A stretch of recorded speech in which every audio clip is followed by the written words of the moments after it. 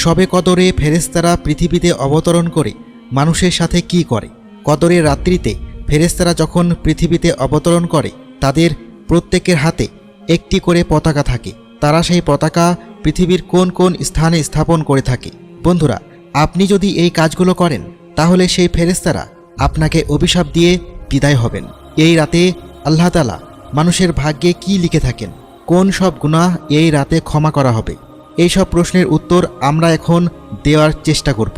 ইসলামে লাইলাতুল কদর এক মহান রাত, যা অন্যান্য রাত থেকে অনেক বেশি মর্যাদাপূর্ণ। আল্লাহ তাআলা কুরআন নাজিল করার জন্য এই রাতকে নির্বাচন করেছেন। তাই এই রাতের মর্যাদা অন্যান্য রাতের তুলনায় 1000 গুণ বেশি। আল্লাহ তাআলা পবিত্র কুরআনের সূরা আল কদরে বলেছেন, কদরের রাত 1000 মাসের চেয়েও উত্তম। তাই সকল মুসলমানরা এই রাতটিতে ইবাদত, নামাজ, কুরআন তেলাওয়াত, জিকির আজকার, দোয়া, ইস্তেগফার, তাসবিহ তাহলিল ইত্যাদি আমল অনেক বেশি হারে করে থাকেন।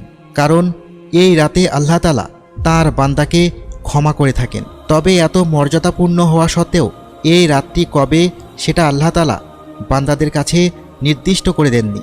তাই আল্লাহর রাসূল সাল্লাল্লাহু আলাইহি ওয়াসাল্লাম রমজান মাসের শেষ দশকের বেজোর রাত্রিগুলোতে লাইলাতুল কদর অনুসন্ধান করার নির্দেশ দিয়েছেন। হযরত ইবনে আব্বাস রাদিয়াল্লাহু তাআলা আনহু থেকে বর্ণিত এক হাদিসে রয়েছে, নবী করিম সাল্লাল্লাহু আলাইহি ওয়াসাল্লাম বলেছেন, কদরের রাতে সিদরাতুল মুনতাহার বাসিন্দা ফেরেশতারা দুনিয়ার জমিনে অবতরণ করেন। তাদের মধ্যে থাকেন জিব্রাইল আলাইহিসসালাম, যারা এসে বিভিন্ন স্থানে পতাকা স্থাপন করেন।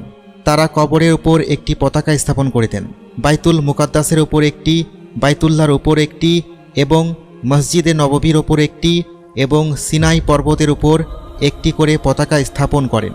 তবে দুনিয়ায় এসে কোনো ইমানদার পুরুষ বা নারীকে সালাম না জানিয়ে সেখান থেকে ফেরত যান না।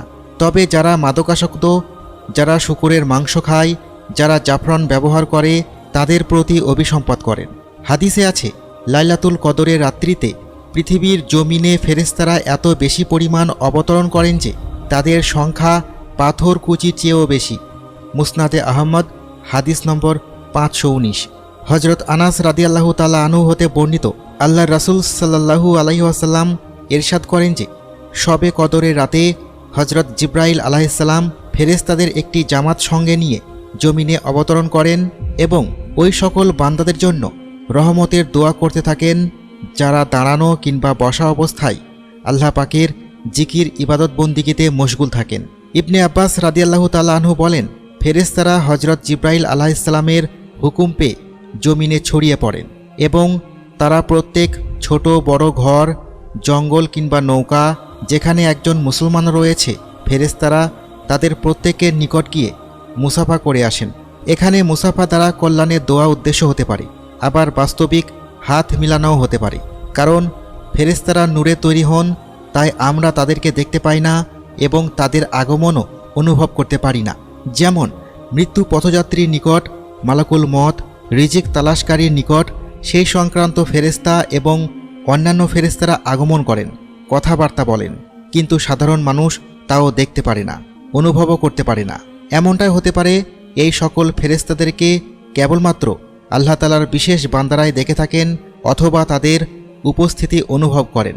আল্লাহ তাআলা ফেরেশতাদেরকে এই মর্মে আদেশ দেন যে আগামী 1 বছরে সকল প্রাণীদের রিজিক সংক্রান্ত সব কিছু লাওহে মাহফুজ থেকে সংগ্রহ করতে এবং যার যার তাকদির লিখে দেওয়ার জন্য। আল্লাহ তাআলা বলেন, নিশ্চয় আমি এই কোরআনকে নাজিল করেছি এক বরকতময় রাতে, নিশ্চয় আমি সতর্ককারী। সে রাতে প্রত্যেক প্রজ্ঞাপূর্ণ বিষয়ে সিদ্ধান্ত অনুমোদিত হয়। সূরা দুখান আয়াত নম্বর 3 থেকে 4। ইবনে আব্বাস রাদিয়াল্লাহু তাআলা আনহু বলেন, কদরের রাতে সৃষ্টি সম্পর্কিত এক গুরুত্বপূর্ণ বিষয়ের ফয়সালা স্থির করা হয়, যা পরবর্তী শবে কদর পর্যন্ত 1 বছরের সংঘটিত হবে। এই বছর কারা কারা জন্মগ্রহণ করবে, কে কে মারা যাবে এবং এ বছর কাকে কি পরিমাণ রিজিক দেওয়া হবে, সকল কিছু এই রাতে ফয়সালা হয়ে থাকে।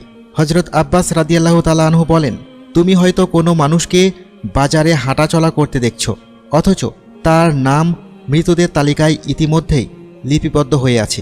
তারপর তিনি এই আয়াত তিলাওয়াত করে বলেন, প্রতি বছরই কদরের রাত্রিতে এ বিষয়গুলো নির্ধারিত হয়ে যায়। মুস্তাদরাক আল হাকিম 2য় খণ্ড পৃষ্ঠা নম্বর 448 থেকে 449। এতে রয়েছে শান্তি, নিরাপত্তা ও প্রশান্তি।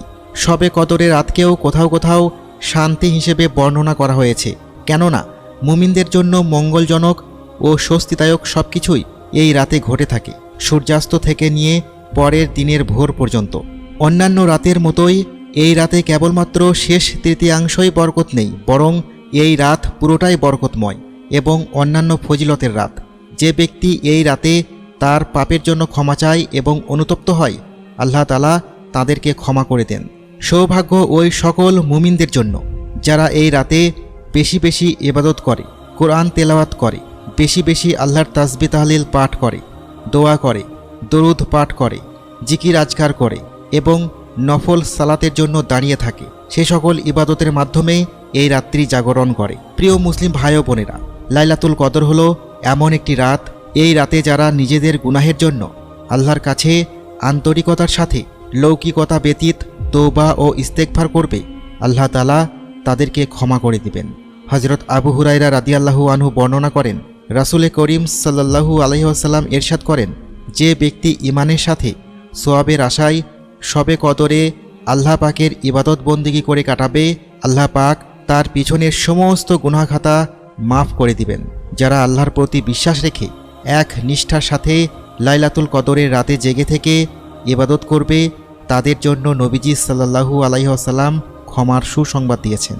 অন্য হাদিসে রয়েছে, রাসূল সাল্লাল্লাহু আলাইহি ওয়াসাল্লাম বলেন, যে ব্যক্তি ঈমানের সঙ্গে নেকির আশায় রমজান মাসে কিয়ামুল লাইল তথা তারাবি আদায় করবে, তার পূর্ববর্তী সকল গুনাহ ক্ষমা করা হবে। বুখারী ও মুসলিম। এই রাতে কোন কোন ধরনের গুনাহ মাফ করা হবে? ইমাম নববী রহমতুল্লাহি আলাইহি বলেন, এই রাতের ইবাদতের দ্বারা সগীরা গুনাহ ও কবিরা গুনাহ ক্ষমা করে দেওয়া হবে, কারণ এই রাত্রিতে আল্লাহর রহমতে ব্যাপক ঘোষণা রয়েছে।